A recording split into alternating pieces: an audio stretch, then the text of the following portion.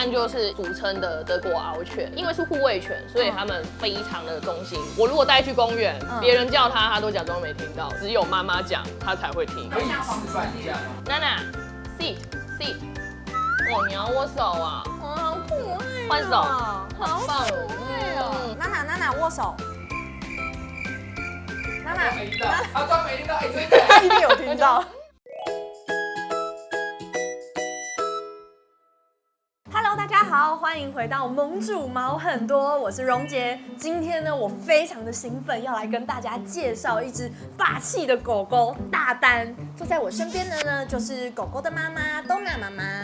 嗨，我是东娜妈。东娜妈妈可以帮我们先稍微介绍这只让人非常有安全感的大狗狗吗？她的名字叫多娜，她是女生，今年5岁半。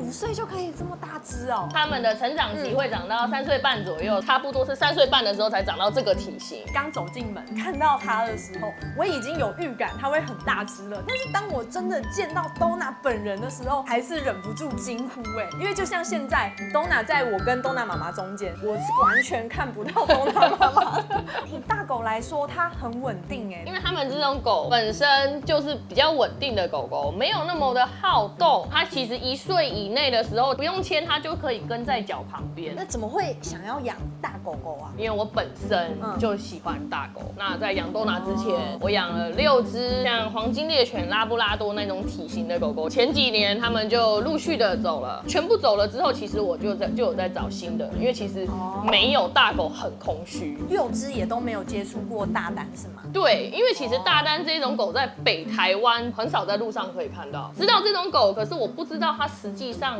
这么的大。当初就是有一个屏东的朋友说，他们邻居的狗狗生了1胎，然后想要送养，那我就马上答应了，因为我刚好所有的大狗都走了，在现场看到他爸爸妈妈的样子，我有吓到。他爸爸妈妈那个时候是1岁多，大家都是70、80公斤，站起来都是180几。哇！可是我就答应人家了，我也不好意思反悔。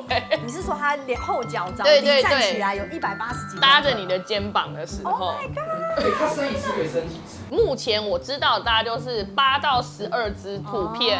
你会觉得就是大丹跟前面的拉布拉多饲养上面差别有很大吗？我以为我自己做好心理准备了，对，因为拉拉跟黄金已经算会吃的狗，但是 Donna 它大概是3只黄金猎犬的食量，它要吃这么多，你们可以看到它的身材还算苗条，你也不好意思减量，所以就只能节省自己，然后就是让它吃好用好，因为身体健康才可以少看医生。我对那个黄金猎犬它的那个食量不是很有概念，一餐大概是多大的量啊？因为这件事情，我有去特地问了很多黄金猎犬的狗友，那我问到的一餐大概都是200到300克中间，可是 Donna 一餐大概是1公斤，所以它是用一个平底锅在吃2餐，所以它就是一天就是吃2锅。喂干粮以外，还有在喂它吃什么？鲜食、生食、主食罐、餐包全部都吃。有人喂生食？有的，因为我跟你讲，其实生食对大狗的皮肤跟骨头非常有帮助。可以看到 Donna 的皮肤跟它的肌肉跟它的骨骼其实都是很好的。如果它1个月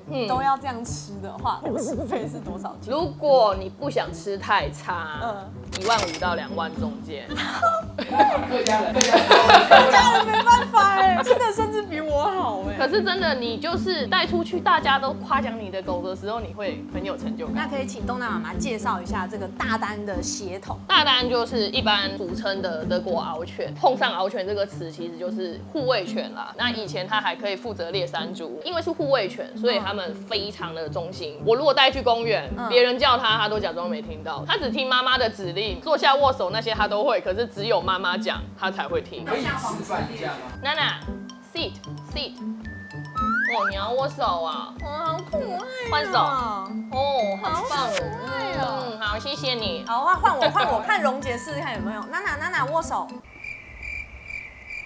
娜娜没听到，他装没听到，真的。他一定有听到。娜娜握手这里，不对，这里，手这里。你看，妈妈已经指这里了，但是她不放哦。手这里。刚听到你说它会猎山猪，它是猎犬，但是它从头到尾都很稳定的坐在这边。我觉得跟从小的生活环境是有关。Donna 是从小在店面长大的小狗，那它就是接触到很多不一样的人啊，不一样的狗。它是已经很社会化了。对，所以它其实没有那些本能了。而且它还算胆小。不要看它这么大只、这么凶猛的样子。它很怕小 baby，路人看到它高分贝的夸奖它，它也会很害怕。它吓到时候反应是什么？它会闪尿哎。很不呆。啊，我没有在笑你。没有啦，你看他的眼神你啦，他都知道哎，他都知道。它最重可以到几公斤？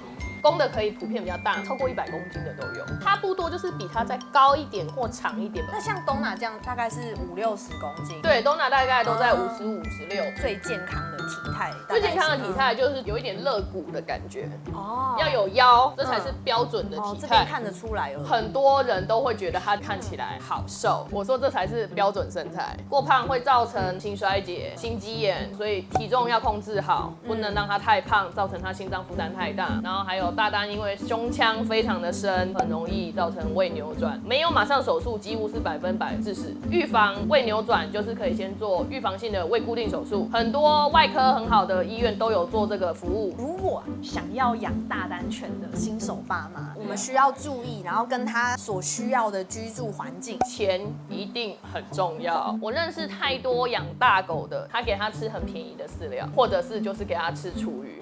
对狗来讲很伤，皮肤整体也会不好，身体也不好，寿命就相对减短。居住空间的话，我是觉得还是要以很常带出去为主，除非你家里真的有300-400平，可以让它这样子跑。Donna怪癖，他喜欢超级霹雳倾盆大雨。你怎么发现他喜欢？他那个时候还年轻，我就真的几乎每天都有让他出去。然后因为他毛短嘛，我们也没有特别买雨衣什么的。下大雨的时候，他那个冲刺的那个速度跟一般是完全不一样的。他就是喜欢冲那个水洼喷起来的那个爽感，对。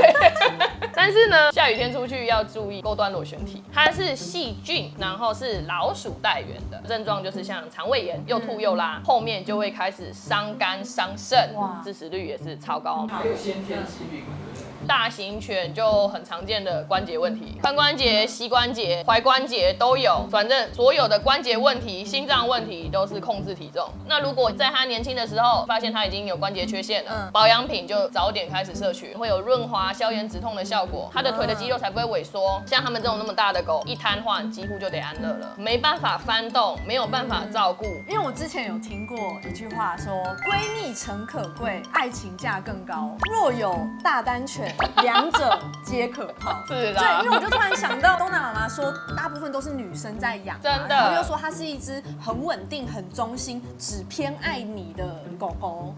那你有觉得被Donna偏爱的感觉吗？跟我其他的狗比起来，它真的非妈妈不可。家里其他人都是空气，睡觉它也是跟我睡在床上，贴着我的身体这样子睡觉。那爸爸睡哪里？爸爸自己睡别的房间，没有爸爸的位置，果然是两者皆可抛。我觉得女生喜欢养是真的安全感很高。晚上散步，你不管几点散步都不会有人对你怎样，而且它在路上的吸睛度非常高。哦，那你就会尽所能的把它养得很漂亮。我们今天的节目呢就差不多到这边，希望大家看完这集之后呢都可以爱上大丹犬哦。喜欢我们的节目，不要忘了按赞、订阅、开启小铃铛。我们下次见，拜拜。